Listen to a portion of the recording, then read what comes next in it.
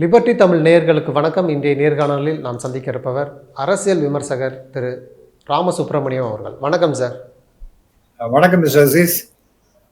நாடாளுமன்றத்தில் தர்மேந்திர பிரதான் அவர்கள் தமிழக எம்பிக்கள் நாகரிகமற்றவர்கள், ஜனநாயகத்தை மதிக்காதவர்கள் சொல்லி அந்த கருத்து தமிழ்நாட்டில் ஒரு பெரிய கொந்தளிப்பை ஏற்பட்டிருக்குது. நேற்றே திமுக கூட்டணி எம்பிக்கள் அந்த நாடாளுமன்றத்தில் அமளியில் ஈடுபட்டாங்க. அந்த அவை ஒத்தி வைக்கப்பட்டது. இன்றைக்கு மீண்டும் அந்த அவையில் திமுக எம்பிக்கள் போராட்டம் நடத்தினாங்க. அவர் தர்மேந்திர பிரதான் பேசினது அவை குறிப்பிலிருந்து நீக்கியாச்சுன்னு சொன்னாங்க. ஆனால் கனிமொழி அவங்க சொல்கிறாங்க, அவை குறிப்பிலிருந்து நீக்கினா மட்டும் பத்தாது, அவர் அவையில் பகிரங்கமாக மன்னிப்பு கேட்கணும் அப்படிங்கிற கோரிக்கையும் வைக்கிறாங்க. இந்த விஷயத்தை நீங்கள் எப்படி சார் பார்க்குறீங்க?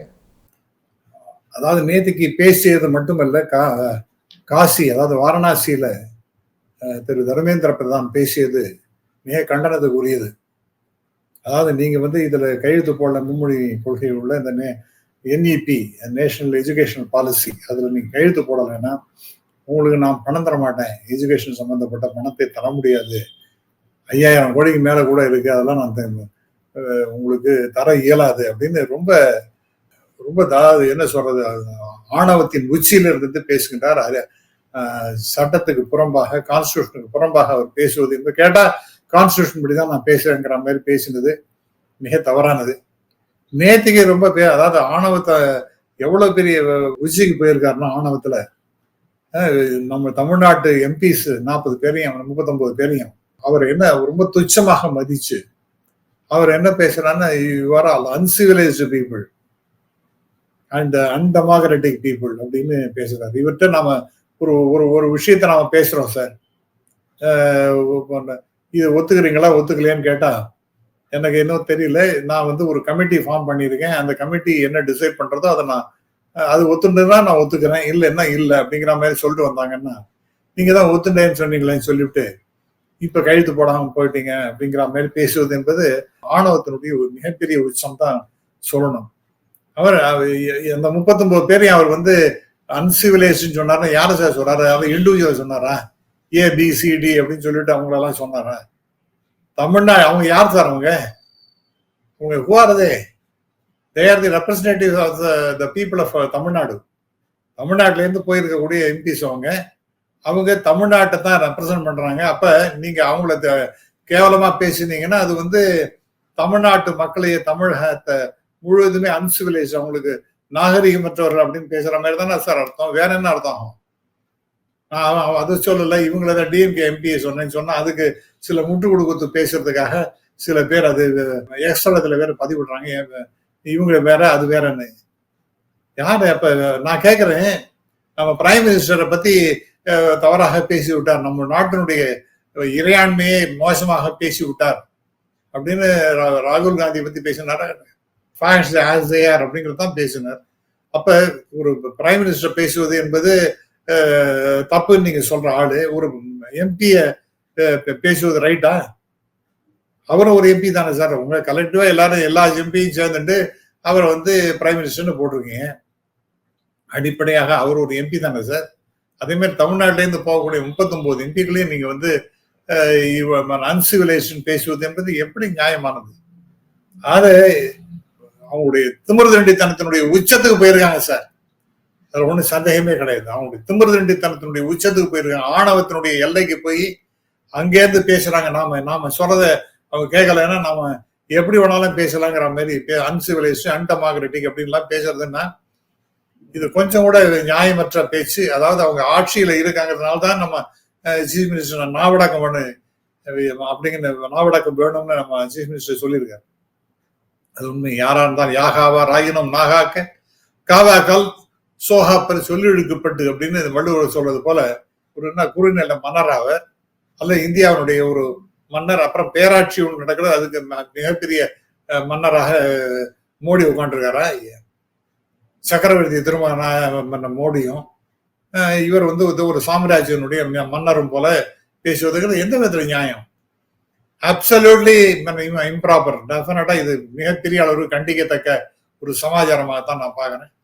அந்த பணத்தை கொடுக்க மாட்டேங்கிறது, பணத்தை கொடுக்க மாட்டேன்னா நான் எல்லாரும் ஒத்துட்டாங்க, நீங்க ஒன்று மட்டும் ஒத்துக்கலைன்னா என்ன அர்த்தம்? இந்தியாவை பொறுத்த வரைக்கும் நீங்க எடுத்தீங்கன்னா கிட்டத்தட்ட 90% ஆஃப் த பீப்புள் நான் வெஜிடேரியன் தான். இவன் என்ன மாதிரி ஆள்லாம் நான் வெஜிடேரியன். ஸோ 90% மக்கள் வந்து நான்வெஜிடேரியனா இருக்கும்போது நீ எப்படி நீ வெஜிடேரியனா இருப்ப அப்படின்னு கேட்டா என்ன சார் அது எதாவது நியாயமான கேள்வியாக இருக்க முடியுமா? இல்ல அவர் தான் இதெல்லாம் வருத்தம் ரொம்ப தெரிவிச்சுட்டாரு சார்.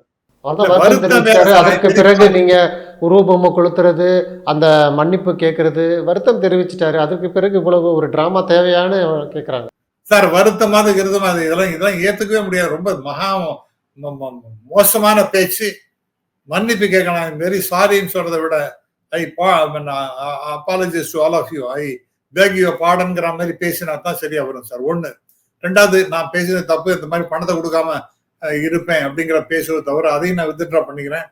நீங்க பிஎம்சி ஒத்துக்காட்டா போங்க, சமக்கிர சிக்ஷா அபியானுக்கு உள்ள பணத்தை நாங்க கொடுப்போம், அதை நிறுத்த மாட்டோம் அப்படின்னு பேசினார்னா ஒரு தவறு பண்ணாலும் அதை திருத்தி கொள்கின்ற மனப்பான்மை இருப்பதாக அர்த்தம்.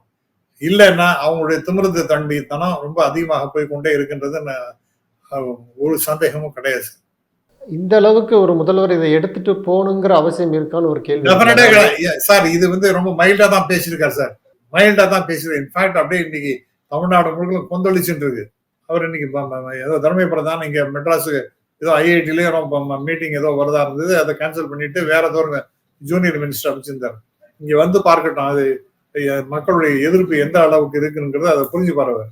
உண்மையிலே ஐ திங்க் ரொம்ப மோசமாக ஏதோ கொசு போலவும் எறும்பு போலவும் ரொம்ப கேவலமாக தமிழ்நாட்டு மக்களை நடத்தி கொண்டிருக்கின்றார், தமிழக அரசாங்கத்தை நடத்தி கொண்டிருக்கின்றார். இது வந்து டெமோக்ராட்டிக்கலி எலெக்டட் கவர்மெண்ட். அப்படி இருக்கக்கூடிய அந்த ஜனநாயக ரீதியாக உருவாக்கப்பட்ட இந்த அரசாங்கத்தை இவ்வளவு கிள்ளிக்கிறியா நினைச்சு பேசுவது என்பது கட்டாயமாக ஏற்றுக்கொள்ள முடியாத ஒரு, அதாவது அயோக்கியத்தனத்தின் ஆணவத்தின் உச்சி நிலையில அவர் வந்து பேசுறாரு சார். அது வந்து கொஞ்சம் கூட ஏற்றுக்க முடியாது சார். இப்போ கனிமொழி எம்பி அவர்கள் வந்து உரிமை மீறல் நோட்டீஸ் சபாநாயகர்கிட்ட கொடுத்துருக்குறாங்க. இது எந்த அளவுக்கு போகும், நடவடிக்கை எடுக்க வாய்ப்பு இருக்கா சார்? உரிமை மீறல் அப்படின்னு சொல்லிட்டு கொடுத்தாங்கன்னா அது இந்த முகமா மைத்ராவுக்கு கொடுத்தாங்க. உடனே இமீடியட்டா அந்த உரிமை மீறல் அந்த நோட்டீஸை கொடுத்து உடனே ஹியரிங் அவங்கள வந்து பார்லிமெண்ட்ல இருந்து துரத்தி விட்டாங்க. அந்த மாதிரி இதுல ஏதாவது நடக்க போறதா? உடனே ஆக்ஷன் எடுக்க போறாங்களா? ஒண்ணும் பண்ண மாட்டாங்க, கடப்புல போடுவாங்க. இது வந்து அதாவது இந்த அரசாங்கம், மத்திய அரசாங்கம் தன் கையில ஒரு அதிகாரம் இருக்குன்னு அது மிகப்பெரிய அளவிற்கு துஷ்பிரயோகம் செய்து கொண்டிருக்கின்றது. தமிழ்நாட்டு மக்களை கிள்ளுக்கிரியாக நினைத்து கொண்டிருக்கின்றது. தமிழக எம்பிக்களை துச்சமாக மதிக்கின்றது. இதெல்லாம் எப்படி சார் ஏற்றுக்கொள்ள முடியும்? தமிழக அரசு வந்து அந்த அந்த கொள்கையை ஏற்றுக்கிட்டா தான் நிதின்னு சொல்லி ரொம்ப பிடிவாதமா சொன்னாரு. அதே நிலையில தானே இன்றைக்கும் பேசுறாரு. அப்ப நாம என்ன சொல்லணும் அப்படின்னா, நம்ம சீஃப் மினிஸ்டர் கேட்டாரு, ஒரு செகண்ட் ஆகாது, அப்ப நாங்க டாக்ஸ் கட்ட மாட்டோம்னு சொன்னோம்னா சொல்வதற்கு என்ன எவ்வளவு நேரம் ஆகும்? ஒரு நிமிஷம் ஆகுமா, ஒரு செகண்ட் ஆகுமான்னு கேட்டாரு. அந்த மாதிரி நிலைமைக்கு நம்மளை வந்து ஃபோர்ஸ் பண்ணி கொண்டு தள்ளி கொண்டு போகிட்டாருங்களா? நாம டாக்ஸ் கட்ட மாட்டோம், வரி கூட இயக்கம் சொல்லிட்டு இங்க ஆரம்பிக்கணுமா? அதாவது சுதந்திர போராட்டத்தின் போது எல்லாம் அந்த மாதிரிலாம் நடந்தது. அது மாதிரி நாம வந்து ஒரு வரிகுடா இயக்கம் என்கின்ற ஒரு இயக்கத்தை இங்க ஏற்படுத்தணுமா என்ன? ரொம்ப ரொம்ப தவறான முன்னோடியாக இருக்கின்றது இது வந்து. அப்ப ஏன்டா நீங்க எல்லாத்தையும் தமிழ்நாட்டில் இருக்கிறவங்க எல்லாரும் டாக்ஸ் கட்டுவான், எஜுகேஷன் செஸ்ஸை கட்டுவான், ஆனா அவனுக்கு பணம் கொடுக்க மாட்டேங்கிறேன் அப்படின்னு சொன்னா, அப்ப அந்த எதுக்காக நீ செஸ் வாங்கின? எதுக்காக வாங்கின? என்னுடைய மக்களுக்காக, என்னுடைய நலனுக்காக, என்ன தமிழ்நாட்டு மக்களுடைய நலனுக்காக அவர் செய்யணுமா செய்ய வேண்டாமா? அதை விடுத்துட்டு இந்த கையெழுத்து போடலன்னா நான் வந்து துப்பாக்கி வச்சுன்னு நெத்தியில துப்பாக்கி வச்சுட்டு நீ கையெழுத்து போட இல்லைன்னா சுட்டுருவேங்கிற மாதிரி ரவுடி பயிலெல்லாம் பண்ணுவானுங்களே, குலகார பசங்கள்லாம் பண்ணுவாங்க. அந்த மாதிரி ஒரு ஆட்டிடியூடு ஒரு யூனியன் மினிஸ்டர் இருக்குதுன்னா இது எப்படி ஏற்றுக்கொள்ள முடியும்? தர்மேந்திர பிரதான் பேசினது ஒரு சரியான பதிலடி திமுகவுக்கு கொடுத்துருக்கிறாருன்னு சொல்லி அண்ணாமலையும் சொல்றாரு, எல் முருகனும் சொல்றாரு. அவர் பேசுனது சரி, திமுகவுக்கு இது தேவைதான் அப்படிங்கிறாங்க. அதெல்லாம் எப்படி சார் பாக்குறது? சார் அவங்களுக்கு தமிழ்நாட்டுக்குள்ள வரவே கூடாதுன்னு சொல்லிட்டு முடிவெட்டுட்டாங்க சார் பிஜேபி. அண்ணாமலை பேசுகின்றார் அல்ல முருகன் பேசுகின்றார்னா அவங்க கட்சிக்காக பேசுகின்றார், தமிழக நலனுக்காக பேசல. உண்மையா இந்த மாதிரி நீங்களாம் நாங்க எங்க கட்சியை சேர்ந்தவர்கள் அல்ல, இருந்தாலும் கூட அவர்களாம் நீங்க வந்து அன்சிவிலைசேஷன் என்று பேசுவது என்பது தவறு அப்படின்னு அண்ணாமலையோ அல்லது முருகனோ பேசியிருந்தா நான் வரவேற்றிருப்பேன். இப்ப இந்த எம்பிஸை கேவலப்படுத்துறதுங்கிறது அதெல்லாம் பண்ணது ரைட்டுன்னு சொல்றாருன்னா, நான் முன்னாடியே சொன்னது போல நம்முடைய பாரத பிரதமரை நியாயமான ஒரு விமர்சனம் வச்சது, வெளிநாட்டுல போய் வச்சதுக்கே தேசத்து விரோதமான செயல்ல ராகுல் காந்தி ஈடுபடுகின்றார்லாம் பேசின மாதிரி தமிழ்நாட்டுக்கு இவ்வளவு பெரிய கேவலம் இழுக்கு ஏற்படுகின்ற வகையிலே தர்மேந்திர பிரதான் செய்கின்ற நேரத்தில் அதுக்கு என்ன சொல்லியிருக்கணும், அவரை பதவியில செய்ய வேண்டியது கடமை, மத்திய அரசினுடைய கடமைன்னு சொல்லிட்டு அண்ணாமலையும் இந்த எல் முருகனும் பேசியிருக்கணும். அதெல்லாம் பண்ணுவாங்களா? பண்ண மாட்டாங்க. இதெல்லாம் அதான் பிரிவினைக்காக, இந்திய பிரிவினைக்காக அடித்தளம் போட்டுக் கொண்டிருக்கின்றார்களோ என்ற கவலை எனக்கு. இப்போ இன்னொரு புறத்தில் இந்த தொகுதி மறுவரை சம்பந்தமாக மார்ச் 28 ஒரு கூட்டத்தை நடத்த முதல்வர் ஆயத்தப்படுத்தியிருக்கிறாரு. தென் மாநில முதல்வர்களுக்கு கடிதம் எழுதியிருக்கிறாரு. அதில் முதல் கட்டமாக இப்போ ஒடிசாவுடைய முன்னாள் முதல்வர் நவீன் பட்நாயக்கை சந்திக்க டிஆர்பி ராஜா, தயாநிதி மாறன் உள்ளிட்டோர் போகிறாங்க. ஒரு அடுத்த கட்டமாக அந்த தொகுதி மறுவரை விஷயத்தை நகர்த்தி கொண்டு போகிறார் முதல்வர். இதை எப்படி சார் பார்க்குறீங்க? இது கட்டாயமாக செய்ய வேண்டிய ஒண்ணுதான் சார். அதாவது தமிழ்நாட்டுக்கு நீங்க வஞ்சனை செய்கின்றீர்கள். அதாவது எந்தெந்த வித தமிழ்நாடு மட்டும் இல்ல, சவுத்துக்கு கேட்டா நாங்க என்ன சொன்னோம், இங்க தமிழ்நாட்டில் இருக்கக்கூடிய தலைவர் எங்க அண்ணாமலை அவர்கள் பிஜேபி தமிழ்நாட்டு தலைவர் பேசுறார், எங்க அவங்க இதை கொண்டு வந்துறேன்னு சொன்னாங்க அப்படின்னு. அதே பிஜேபியை சார்ந்தவர்கள் ஊடகத்துல பேசும்போது எங்க இருக்குன்னு கேக்குறாங்க. 2026 அப்படிங்கிறது ஒரு கட் ஆஃப் பீரியட். அது கான்ஸ்டிடியூஷன் படி மக்கள் தொகையை பேஸ் பண்ணி 2026 ஒரு டெசிஷன் எடுத்தாகணும், எவ்வளவு மக்கள் இது நம்பர் ஆஃப் சீட்ஸ் இருக்கணும்னு சொல்லிட்டு. அது இருக்கா இல்லையா? அப்புறம் நம்ம முதல்வர் பேசுகின்றார் இது மாதிரி. அதுக்கு முன்னாடி 2023 நம்முடைய பிரதமர் அவர்கள் பேசுகின்றார். எங்க தெலுங்கானா எலெக்ஷன் போது இதெல்லாம் குறைய போறது, மறுவரை எல்லாம் செய்ய போகின்றோம், சீட் டீலிமிட்டேஷன் அதெல்லாம் வரப்போகுது, அதனால மிகப்பெரிய அளவுக்கு நஷ்டம் யாருக்கு ஏற்பட போனா சவுத் இந்தியாவுக்கு தான் ஏற்பட போகுது. இதுக்கு காரணம் ஏன்னா இந்த மாதிரி ஒரு ப்ரொவிஷன் கான்ஸ்டிடியூஷனை கொண்டு வந்த காங்கிரஸ் தான் காரணம் சொல்லிட்டு அவங்க மேல கேவலமா பேசிட்டு போனார். ஆனால் அவரே உணர்ந்து பேசினது தானே இந்த சீட்டு குறைய போறதுன்னு.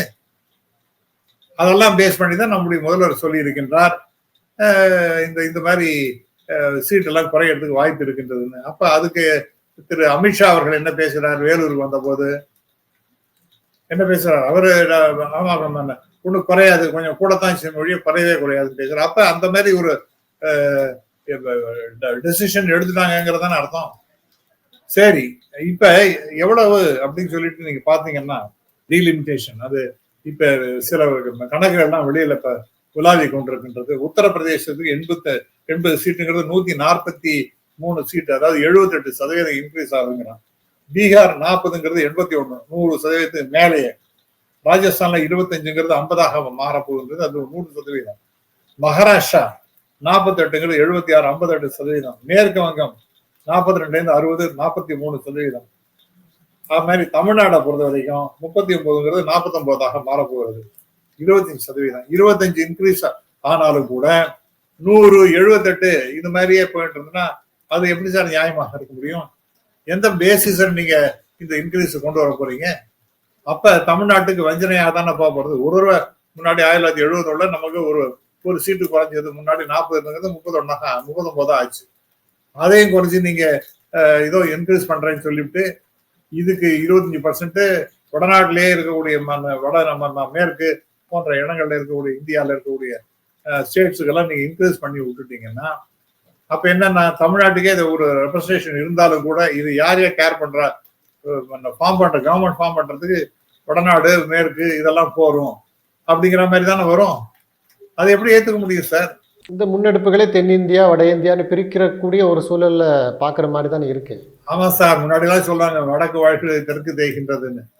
வடக்கு வாழ்கின்றது தெற்கு தேய்கின்றதுன்னா அப்படி அதே அந்த நிலைமை உண்மையாகவே இப்ப கொண்டிருக்கின்றது. மிகப்பெரிய ஏன்னா நான் பணத்தை எஜுகேஷனை கேட்டா கொடுக்க மாட்டேங்கிறது. அதே மாதிரி பேரிடர்கள்லாம் வருகின்றது, இயற்கை பேரிடர்கள்லாம் வருகின்ற அதுக்கெல்லாம் பணம் கொடுக்க மாட்டேங்கிறது, மன்ரேகா கொடுக்க மாட்டேங்கிறது, ஜிஎஸ்டிக்கு நஷ்டமா போனா போற நீயே பாத்துக்கடா அப்படிங்கிறது. அப்ப நாம கொடுக்குற பணத்துக்கு நமக்கு வெறும் 29 காசு தான் கொடுக்குறோம், ₹1. மேஜரா போறது பீகாருக்கும் உத்தரப்பிரதேசத்துக்கும் நிறைய பணம் போயிட்டு இருக்கு. இதெல்லாம் கேட்டா அதெல்லாம் வேற வேற காரணத்தை வந்து சொல்லி ஏமாத்திட்டு இருக்காங்க. அப்ப தமிழ்நாட்டை வஞ்சிக்கும் ஒரு ஆட்டிடியூட் தான் அங்க இருந்துட்டு இருக்கிறது. அது வந்து ரொம்ப டேஞ்சரஸான ஆட்டிடியூட் அப்படின்னு தான் நான் சொல்லுவேன். இது உண்மையா சொல்லணும், பயப்பட வேண்டிய ஒவ்வொரு இந்தியனும் பயப்பட வேண்டியது என்னன்னா, தமிழ்நாட்டை மற்ற மாநிலங்களும் அதாவது கூறு கூட்டுறாங்களோன்னு பயமா இருக்கு. இந்தியா ஒரு ஒருமைப்பாடோடு இருக்கக்கூடிய ஒரு நாட்டை இவர்களுடைய கடுமையான முடிவுகளால் இந்தியா சிதறண்டு போகுமோ அப்படிங்கிற மிகப்பெரிய கவலை இருக்கு. பிரேக்கிங் இந்தியாங்கிறது இவர்களால் தான் மறுபடியும் நடக்க போகின்றதோ என்னவோ எனக்கு தெரியல சார். நன்றி சார். நிறைய தகவல்களை நேயர்களுக்கு சொல்லியிருக்கீங்க. உங்களுடைய நேரத்துக்கு மிக்க நன்றி சார்.